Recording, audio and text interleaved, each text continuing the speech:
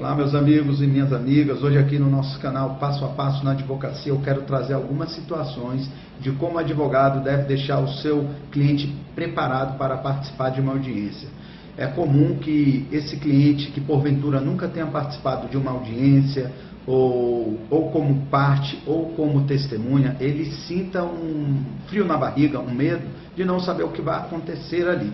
Então eu trago aqui hoje importantes informações, não somente da prática, mas como também do nosso CPC, que é o principal fundamento que o advogado deve se basear para ir preparado para uma audiência e deixar o seu cliente também tranquilo e preparado para saber que naquele ato processual nenhuma arbitrariedade será cometida contra ele, tá bem? Eu começo trazendo aqui uma lembrança do ano de 2008, quando eu fui contratado para atuar numa audiência na vara de família. E é bem comum, não só na vara de família, existem duas áreas em nossos escritórios que a gente atua com bastante frequência, tanto na vara do trabalho quanto nas varas de família, em que existe a emoção muito forte durante a realização da audiência. Então, por exemplo, nessas situações, há necessidade do advogado estar extremamente preparado para cuidar de maneira técnica do processo, sem deixar o envolvimento emocional do seu cliente e das partes ali prejudicar o bom andamento de uma audiência.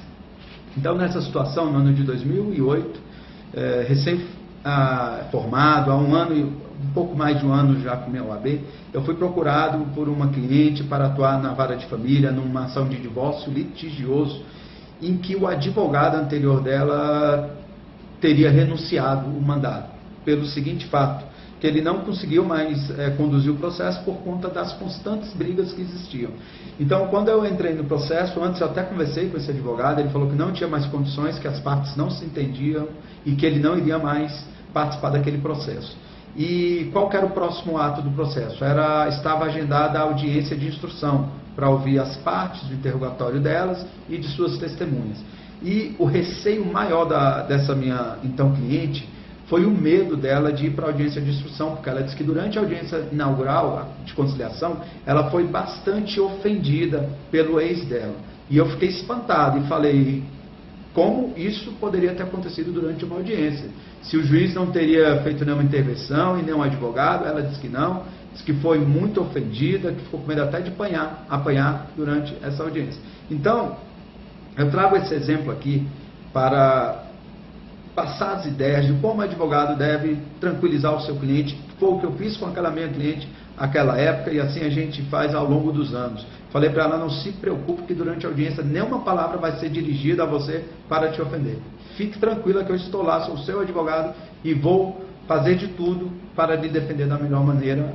Consegui tranquilizá-la, essa cliente, quando foi marcada a audiência de instrução, comparecemos. Impressionante, mas assim que nós nos sentamos, assim que foi dado início à audiência, o advogado já foi passando a palavra para o cliente dele, que começou a atacar a minha cliente. Mas ele, na segunda palavra eu já intervi e já pedi a postura do magistrado para combater aquilo. Falei, excelência, ele foi falar alguma expressão injuriosa a ela, começou a querer xingar ela, que ela era isso ou aquilo. Falei, excelência, pela ordem, determina que o advogado não se dirija à minha cliente, muito menos com essas expressões. De imediato, a juíza, desculpe o termo, mas deu um sabão nessa parte, o advogado ficou calado, e ela disse que se ele abrisse mais um momento a boca para fazer aquilo, ela iria mandar ele se retirar da audiência.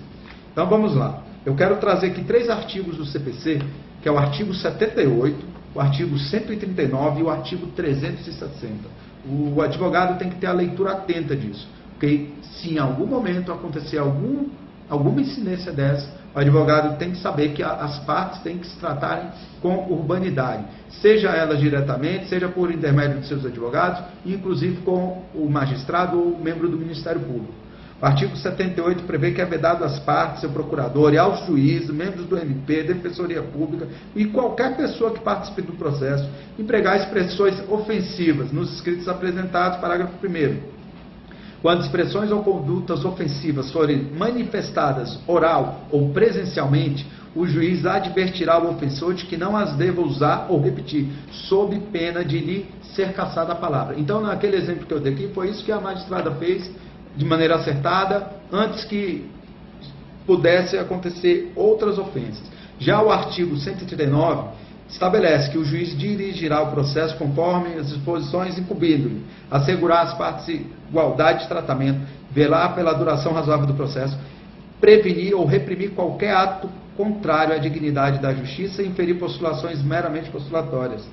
Então, assim, nós temos aqui uma série de recomendações que não é vontade, não é interesse, é um dever das partes dos juízes dessa maneira agir. E assim o artigo 360 também estabelece que, para assegurar isso, o juiz exerce o poder de polícia, quando ele tem que manter a ordem e o decoro na audiência, ordenar que se retire da sala de audiência os que se comportarem de maneira inconveniente. Então, com essas considerações, o advogado tem que ter na ponta da língua esses artigos, para que, se em algum momento durante a audiência qualquer desvio de conduta aconteça, o advogado tem que exigir o cumprimento disso aqui.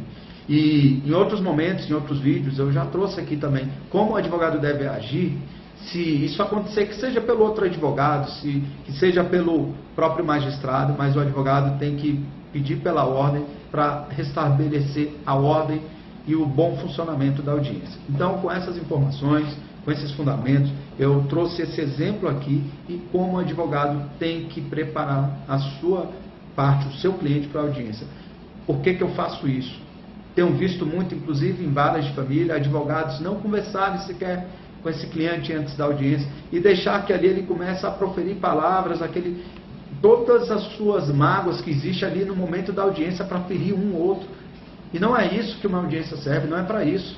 A parte contratou um advogado justamente para cuidar de maneira técnica do seu problema que ela não conseguiu resolver. Tá bom, meus amigos? Então, são essas as considerações aqui de hoje. Espero que estejam gostando aí dos nossos vídeos no nosso canal e um abraço a todos.